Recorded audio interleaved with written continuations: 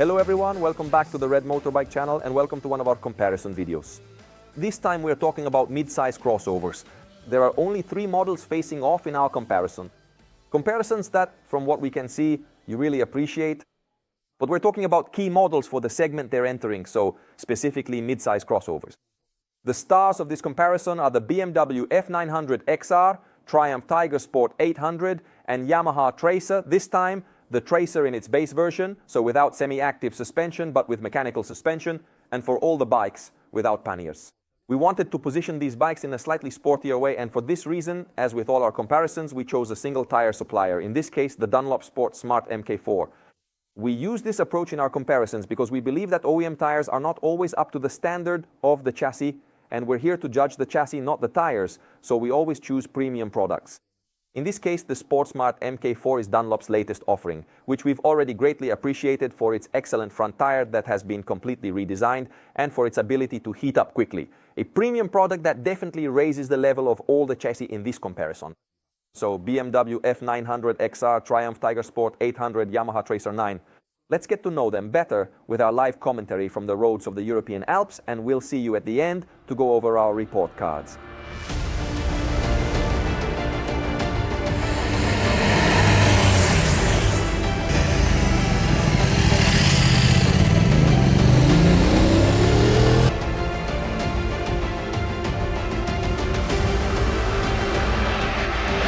The new F900XR has changed exactly where it needed to for 2025. Not only does it get a sharper look, but also a reinvigorated engine at low and mid-range revs, even though the data tells us it's the least powerful among those in the comparison. The 895 cubic centimeter parallel twin with a 270-degree crank delivers 105 horsepower at 8,500 revolutions per minute and 93 Newton meters of torque. But more than the numbers, it's about the sensations, because the F900XR gains more substance in the mid-range and improved smoothness compared to the previous version. Updates exactly where they were needed, as we were saying, and even the chassis hasn't escaped the attention of the Munich engineers because the fork is completely new and finally adjustable for preload as well as for damping. Like all BMWs, the XR also seeks out stability. The wheelbase is more generous than all the others, as is the rake of the steering head. Suspension travel that's almost more like a road enduro than a crossover. 170 millimeters for the fork and 172 millimeters for the rear wheel. The seat is at 820 millimeters, the fuel tank holds 15.5 liters, and the declared weight is 216 kilograms. But our scale shows 221 kilograms with 5 liters of fuel in the tank, making it the heaviest bike in the comparison. The electronics are comprehensive, but many packages are still optional. So, BMW remains BMW. Is it the most mature and versatile of the group? As always, we'll find out when we get behind the wheel.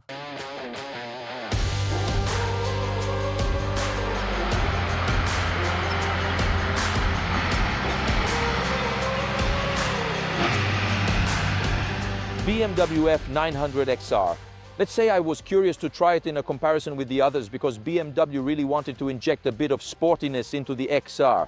The riding position, like all of them, is a bit particular in my opinion compared to the other two.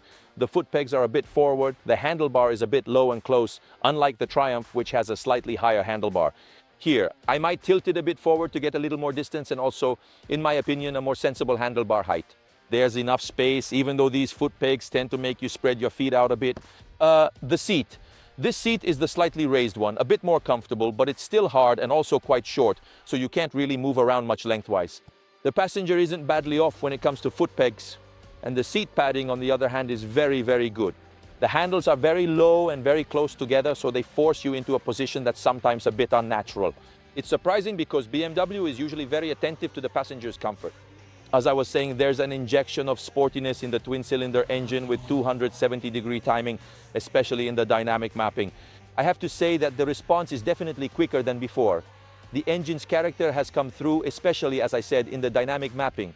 But compared to the others, it's a bit more fleeting.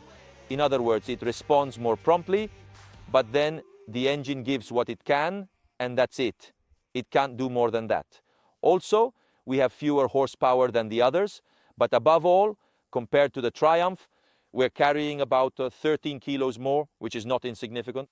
So the bike is overall a bit slower in its reactions compared to the other two, both when it comes to picking up revs and also switching now to the chassis in changes of direction and leaning into corners. The power delivery is sportier, yes, but in my opinion it has slightly muddied the throttle response. And this is a bit unusual for a BMW because of the three, when going from off to on, so from zero to opening the throttle, it's the one that's a bit less precise, less clean. This is something I want to point out because it almost never happens with BMW, but here we have to mention it. It was delivered to us with a fork setup that we didn't really like. In fact, it's definitely the one we worked on the most because all the compression was closed and basically all the rebound was closed too. So the fork was very slow to compress and very slow to extend. This definitely doesn't help with handling. We dialed back quite a few clicks. Now we're at 7.7. Now from being fully closed, before we were basically fully closed, minus one click. The bike improves, but it still feels like a bike that makes you notice the extra weight even more than the extra kilos it actually has are due, or rather definitely the fault of the longer wheelbase and the slightly more open steering, so it's certainly super stable. But when you have to dart through curves like here on the Alpine passes, Triumph and Yamaha, well, they play a different game. That said, with the Dunlops, it's even quicker compared to the stock tires. So this positions the XR definitely as a bike that's a bit more for touring, in my opinion, a bit more relaxed. It's not, I repeat, it's not that it's not sporty, but when you try it alongside the others, you realize there's this slowness in execution. I say the same about the gearbox, so I'm jumping a bit from the chassis to the engine, which has a quick shifter that you use with the clutch. I don't mind it, and the clutch, by the way, is the stiffest of the three, but it always feels a bit resistant on downshifts, a bit rubbery. You don't really feel the shift's pressure point, basically. That's an area where, in my opinion, BMW should work. For sure, there's been progress in terms of handling compared to the old model because the bike has gained character and also execution speed, even though it's still slower than the others. I like the adjustable fork because finally with the Ease, when I can adjust the setup, we even tricked it a bit by raising the rear, basically selecting not just rider only, but rider plus luggage to lift it a little and make it even quicker. This time, the fork is able to follow the setup of the shock, and in my opinion, that's a clear improvement over the previous version. We're very familiar with the instrumentation. The equipment is always that rich BMW package, but you do have to pay for it because everything that's on this bike, the ESA for sure is a real convenience. With a click, you can change everything, but, well, it's a cost you have to factor in. And finally, to wrap up with the chassis, I'll finish with the braking system. The front brake has a very aggressive bite, so it also tends to make the fork dive quickly. That's also the reason why. Maybe because it's set up a bit tight. But the power is there. And as for the rear, it has a very long travel and a pressure point that's not so precise. And an ABS that tends to kick in a bit, in my opinion, a little too often. But that's really because the bike unloads so much weight from the front. So BMW, which retains many of its signature traits, has definitely received an injection of character of sportiness. And so it has some strong points, for example, heat management. In my opinion, it's very good, and vibrations as well. The best of all then, so it has its strengths. It will be tough for all three to come out on top because they each have their strengths and weaknesses. Pretty much all the bikes in this comparison do. We'll see how it turns out when we tally the points. The XR is definitely an evolution. It has improved, and so in my opinion, it can really compete. See you at the ratings.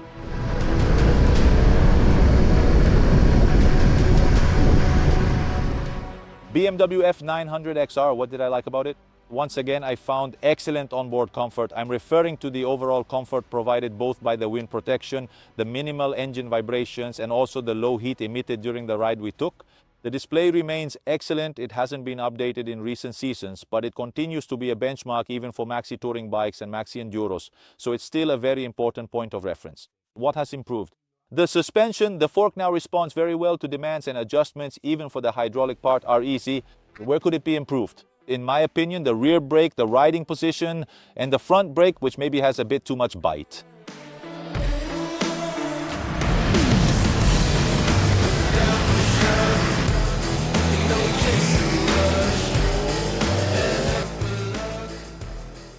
At the heart of the bike is a brand new inline 3-cylinder engine, 798 cubic centimeters, capable of screaming up to 11,000 revolutions per minute and delivering its power to the asphalt. 115 horsepower at 10,750 RPM with 84 Newton meters of torque at 8,500 RPM. In short, if we look at the numbers, this triple has less low-end torque compared to BMW and Yamaha, but it has a top-end stretch that none of the others can match. And the sound is truly that of a real sports bike. Certainly, Triumph wanted to position the Tiger Sport in the sportiest area of the segment. That's why the focus was first and foremost on lightness and agility. And it's the shortest bike with a wheelbase of 1,422 millimeters. And it's also the lightest on our scale. Triumph claims 214 kilograms ready to ride, but we measured less, 208 kilograms with 5 liters of fuel in the tank, which can hold up to 18.6 liters. The seat is the highest of all at 835 millimeters from the ground. This is also thanks to the suspension travel, which is worthy of a true crossover. A full 150 millimeters both front and rear. The right mix between comfort and sporty control. It's the lightest, the sportiest, but also the one with the most high revving engine. Is it the most fun in the twisties, or does it risk sacrificing some comfort on long rides? We'll find out in this test, curve after curve.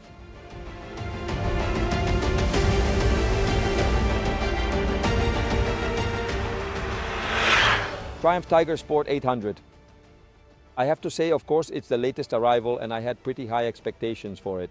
After having also tested it at the launch event, let me go in order and keep it quick because let's say there are a lot of things to talk about. First of all, ergonomics. It's the most compact, very narrow in the area where you sit. This area here where the seat is, isn't perfectly contoured, especially compared to the others. The foot pegs are well positioned, but the space is a bit limited for your foot, especially when you're riding on your toes. And a handlebar that, in my opinion, and actually according to pretty much everyone in the comparison, deserves to be a bit flatter because the ends curve upwards. So when you ride it alone, obviously you get used to the bike after just a few kilometers anyway. But when you keep switching from one bike to another, you realize that the ends, which point upwards a bit, somewhat undermine the sportiness that Triumph doesn't want to hide. The 800 engine, a 3-cylinder, is the smallest in terms of displacement. On paper, it's also the one with the least torque, but they've worked on it very, very well. First of all, because the bike is extremely light. It's the lightest of them all. It even weighs 3 kilograms less than the Yamaha, but the gearing chosen by Triumph is fairly short. At 130 kilometers per hour, at just over 5,500 RPM, it's the one that revs the highest of the three in this comparison, because it gives up 200 to 300 RPM, even compared to the Yamaha. But this means that when you're riding on twisty roads, you always find yourself with the engine in the right rev range. And so this lower maximum torque figure, in reality, you don't really feel it that much. Is it true that the engine has less punch at low revs than Yamaha's 3-cylinder? And maybe its response is also a bit less aggressive compared to the BMW's dynamic mapping. But then, when you're in that 5,000 to 6,000 RPM range, and you always are when you're riding, it's very, very lively. So you come out of corners very, very quickly. Very good. The chassis, in my opinion, is the one that overall, for the balance between fork, shock, and brakes, is the one I like the most. We didn't touch anything because the fork compresses nicely, has good control, and also a sufficient rebound speed, but without being too wild. The shock absorber absorbs the heat and settles immediately, so the bike stays well balanced. This riding position I mentioned with a slightly high handlebar means that the bike's sporting potential is even higher. But with this position, you can't really put enough weight on the handlebar. So when you start riding a bit faster, you'd want a handlebar that's a little lower. That's it. And as for ergonomics, let me add to that. The seat is the longest of them all. It's true that I pointed out during the press test that it rises up quite abruptly at the back. Actually, this flat section here, compared to the others, is the one that allows you to move around after many hours in the saddle, easily back and forth. As for the seat, aside from its length, the foam, so the padding, is the best among the three in this comparison. And when it comes to seat padding, Triumph always sets the standard. Also, the passenger seat is relatively high compared to the riders. The grab handles aren't bad, but they're a bit, well, narrow, a little too close to the seat surface, and the foot pegs are set a bit forward. This makes me think that maybe, in terms of design, the foot pegs could have been placed a bit further back, giving the rider a bit more space and avoiding that chopper-style foot position, so to speak, exaggerating a little, especially for the passenger. However, the riding triangle in terms of the foot pegs, I actually like. So all in all, this is a bike that above all makes its lightness stand out with a very lively engine. The heat management isn't bad. I honestly expected worse, Bono, but the lower part of your shins and ankles does get hit a bit by the air coming from the radiator, which is mounted quite low. The seating area where you sit and place your feet is very well protected, but the lower part of your shins is a bit less so. What would I improve on the Triumph? Definitely, well, the instrumentation is a bit lacking compared to the others. The aerodynamic protection confirms that this bike is positioned as a sporty model. There aren't even any handguards, but in terms of balance, chassis and braking, both the rear brake and the front brake work very well. The bike is solid and it's really a lot of fun. It will be interesting when we go to vote because all the bikes in this comparison have their strengths and weaknesses, and sometimes they make up for what the other bikes in the comparison lack. So it will be interesting to see how things turn out during the final evaluation. I'll finish by mentioning the vibrations, which are always somewhat present, mainly at the handlebars, while the seat and foot pegs aren't bad at all. We'll see how it does when it comes to the scores, but I think this year it's going to be a really tough battle for everyone.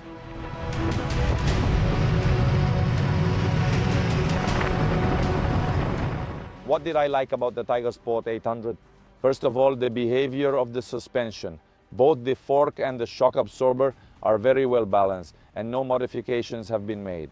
I like the brakes, which are responsive and easy to modulate, and the real highlight in my opinion is the little 3-cylinder engine, especially when compared to its two rivals. It holds its own when you need to accelerate confidently out of corners, so it has good pull and smooth power delivery. What could be improved?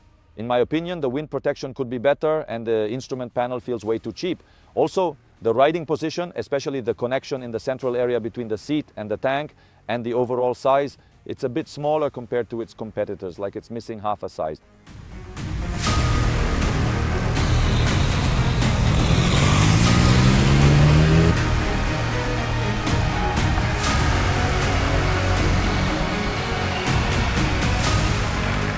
Longevity is the adjective that suits it best. It's also the best-selling bike in its segment. Even the latest version of the Yamaha Tracer draws heavily from Yamaha's experience. We can say with pleasure that this segment exists because of it. In fact, Yamaha practically invented it back in the 1990s with the TDM 850, a dynasty that has continued for 30 years now. No changes have been made to its engine, apart from Euro 5 Plus homologation and the latest version of Yamaha's CP3. With its 890 cubic centimeters, it delivers an impressive 119 horsepower at 10,000 RPM and 93 Nms of torque, specifically at 7,000 RPM. This is an engine that over the years has won over many motorcyclists, thanks in part to its power delivery, which is always very convincing at mid-range and quite aggressive at high revs. Of the three bikes in this comparison, it's the only one with an aluminum frame and swing arm, structures with noble sporting origins, since they come from the naked MT-09 that we've already tested. The suspension travel confirms its sporty origins as it's limited to 130 mm for the fork and 137 mm for the rear wheel. The entire seat length is 1,500 mm, putting it midway between the BMW and the Triumph. And it's the only one of the three with an adjustable seat with a height that can vary from 810 to 825 mm. The measured weight is 211 kilograms, with 5 liters of fuel in the tank, which can be filled up to 18.7 liters. Just barely, but it's the largest capacity of the three. The Tracer 9 benefits from a continuously evolving design. And it's well balanced, and it's also the one with the most complete standard equipment. Just imagine, cruise control, 5 different riding modes, and 2 customizable ones, cornering ABS, TFT display. However, one thing missing on this base version is the quick shifter, which the other 2 competitors only offer as an option. It's definitely the most powerful, but is it also the most balanced or maybe the most exciting? All that's left is to put it to the test and then subject it to our ratings.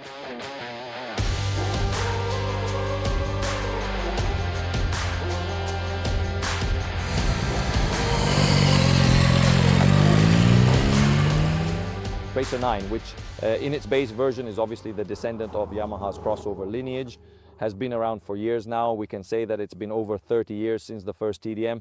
So it's a concept that the company from Iwata knows very well. And so everything comes together. Then, of course, when you go to ride it. I'll start with the ergonomics. I mean, in my opinion, it's the best of the three, at least for my height. I feel very comfortable. In terms of positioning, the foot pegs, the seat, which, as you can see, allows me to touch the ground easily, and the overall triangle, even with the handlebars, I find everything perfectly centered. And it's the one that pretty much everyone in the comparison liked the most. I do find the levers a bit high, though. I would tilt them a little more downward. So the triangle setup that I like is also the one that has the most space here to move your foot back, and also more space for the passenger between the rider and the passenger. From this point of view, the 3SR is definitely the winner. It will also score a lot of points in terms of aerodynamic protection. The best one, this is the windscreen in the low position. You can even raise it. I almost never do because for my height, it's perfectly fine to keep it low. So ergonomically, the 3SR is definitely the winner. The passenger is also well accommodated. The foot pegs are in the right place. The handles are set very wide, so you can hold on very well. A small downside, the seat padding for both seats is quite firm. So when you spend many hours in the saddle, you start to feel it. So in part, that's a drawback. It's a bit of sportiness that Yamaha still wanted to keep in the 309. And the seat also tends to push a little. For example, Ricardo, who is taller and is with us here for the comparison, tends to move backward, of course, but the seat pushes him a bit forward. So it's padded. It's definitely not a problem. Maybe for traveling, it would deserve to be a little softer. CP3 engine, we know it well. There are no changes. I have to say, I was very pleased to find an absolutely perfect throttle response, which is also shared with Triumph. No lag and no mapping issues. What I don't like, on the other hand, is when I have to change the mapping, so the riding mode to switch from street to sport, I have to go all the way around in the opposite direction. So let's say the mapping cycle through, so you go from street rain, then custom 2, custom 1, and then you get to sport. I think that when you want to switch from sport to street, since those are the two mappings you use the most, the operation should be quicker. Here, you can only cycle through with the mode button. I would have liked to maybe press mode and then use the joystick to select it. As for the other controls, Yamahas are by far the best out there in terms of completeness and clarity. They really go head to head with BMW. Everything is very clear, nice. The instrumentation, but there's no Bluetooth connection, and going back to the engine, we know it well. It has a beautiful power delivery, always full. It revs out a bit less than the Tracer, but it's strong at every RPM. There is a noticeable and minor reduction in power around the 4,000 to 5,000 revolutions per minute range. But when taking every single factor into consideration, this specific engine is truly and exceptionally remarkable across the entire board. It certainly does communicate and transmit a bit of vibration, not particularly noticeable through the handlebars, but you can distinctly feel the sensation in the seat and foot pegs at the 6,000 revolutions per minute mark. Moving on to the chassis, here we have the base version, so with standard non-semi-active suspension. I have to say I really liked the fork, but above all, this chassis finds the perfect match with the Dunlop Sport Smart MK4 tires, which make this bike fantastic to ride. The steering is super neutral, but that's true for pretty much all the bikes in this comparison, so it's really the tires that work very well. Beautiful responsiveness, a smooth performance both at the front and rear, a bike that feels like it's in your hands after just 2 corners, and that means, in my opinion, this combination is perfectly achieved. What I especially like is the neutral steering. These tires also let you do a maneuver I really enjoy during a change of direction. So you grab the brake and start to change direction, and now these tires let you do that. Plus, they heat up right away. So with this bike, these tires are just super, super top-notch. Taking a look at the potential downsides, in my personal opinion, the rear shock is a bit too sporty. It feels remarkably stiff, and is actually the stiffest among all those in this comparison. It transmits all the bumps on the road quite noticeably and seems to have a significant amount of trouble starting to work. In my opinion, it's a small step back in terms of hydraulic performance. And on top of that, since this is the base model, it doesn't even have a knob for adjusting the preload. So what you get is what you have, unless you use tools to make adjustments. This is definitely one of the areas where the Tracer will lose a few points, though not many in my opinion, because overall the project is extremely well balanced, highly functional, and also very well tuned in terms of its riding dynamics. As for heat transmission, it's so-so, let's say. Let's say that in these past days we haven't had any particular issues, even though at times the temperature went above 30 degrees. The Tracer does send a bit of heat under the thigh area. In my opinion, it's nothing too extreme unless you go over 35 or 36 degrees, and at that point, honestly, you'll end up suffering with any bike. So, the Tracer can definitely compete for a top spot in the rankings. I'll add one last note. Since I brought it up, the clutch is soft enough, but the engagement is a bit abrupt, and the gearbox here doesn't have a quick shifter. In my opinion, that's the real shortcoming, because even on the base version, I would have included a quick shifter. I wasn't really impressed, especially when downshifting, even when I used the clutch. So, the Tracer is definitely one of the main contenders. It always has been, and it still is, even in terms of sales. We'll see if after the points and the scores, someone will be able to knock it off the top of the rankings.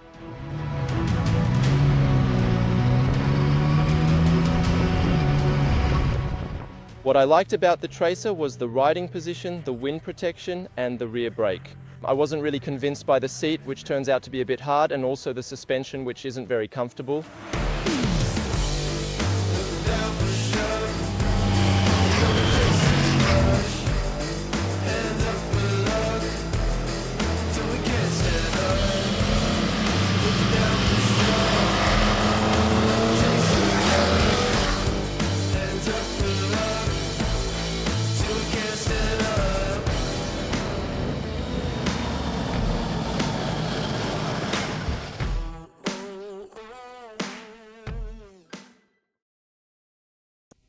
Well, here we are in the studio to discuss our report cards. As always, you know the testers score out of 30, with a minimum score of 18 and a maximum of 30. But we also rate equipment, prices and weights, because the best bike is obviously the one with the best features at the most competitive price, and even the lightest bike deserves to be rewarded.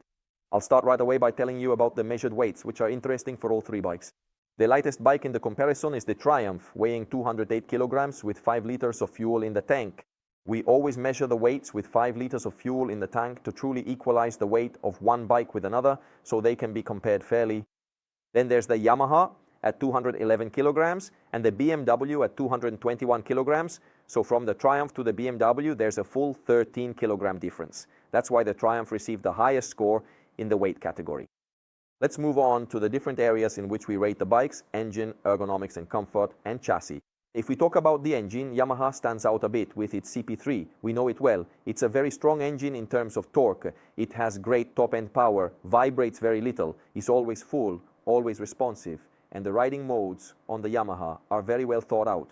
So 745 points for Yamaha, 735 for Triumph, which is right behind. So the latest arrival on the market, but immediately very competitive. Perhaps the Triumph is missing a bit of low-end torque, but in terms of the engine, it's still very satisfying. The BMW scores a bit lower with 688 points because the BMW engine, which as we know is built by Lonsin, has been improved in terms of performance, but it has somewhat compromised the throttle response, which is usually perfect on BMW models. On the F900XR, it didn't completely convince us. There's a bit of on-off effect in the more aggressive riding mode, the dynamic mode. So in the end, BMW could have done a little better here, and that's why it lost some points. It's a completely different story though when we talk about ergonomics and comfort, where BMW really wants to stand out. Not so much for the seat, which still remains hard for a crossover. A bike meant for travel, so in my opinion, that could be improved. But for the usual ease of use of the menu functions, the mirrors, the handlebar vibrations, the seat, the foot pegs. So the BMW is a bike you can travel well with, except, as I said, for the seat comfort, which still remains a bit too stiff, especially for those who want to spend many hours in the saddle. Yamaha, 1025 points, so right behind BMW. So very good. The Tracer is now a mature project, developed over the years, and we liked the riding position. The wind protection is the best of the three. In short, the bike really works very, very well. As for Triumph, 977 points. In this case, it's a bit penalized by its slightly sportier character, but this could actually help those who are looking to choose between these bikes. If you're looking for a more dynamic, sportier bike with an engine that pulls harder at high revs, Triumph could definitely be the right bike for you. If we move on to talk about the chassis, tying back to the sportiness of the Triumph, we find that the Triumph Tiger Sport 800 really excels in this area. It has the best rear brake, performs best in tight corners, has the best fork and the best rear shock absorber. So in this case, Triumph really makes a difference, and as I mentioned, it's also the lightest bike of the three. So maybe a little less comfort, but more sportiness. It's up to you to decide which of these three bikes is best suited to what you want to do. In conclusion, we also rated the passenger experience, where Yamaha won with 645 points against 500. 97 for Triumph and 612 for BMW, which still performs very well, but in this case, Yamaha did a little better. If we talk about fuel consumption, obviously BMW wins, and I say obviously because BMW has always made very efficient engines with 21.9 kilometers per liter. Triumph gets 20.97, so they're really very close, and Yamaha is a bit thirstier with 20.5 kilometers per liter.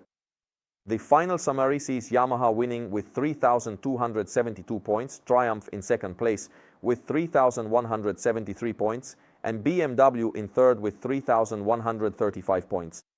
Considering the points budget available to these bikes, the differences are really small. We believe that with the information we've given you, you're able to decide which bike is best suited for you. What do you think about these bikes? Did this comparison convince you? Let us know down below in the comments. We'll see you in the next videos here on the Red Motorbike channel and at the next comparison.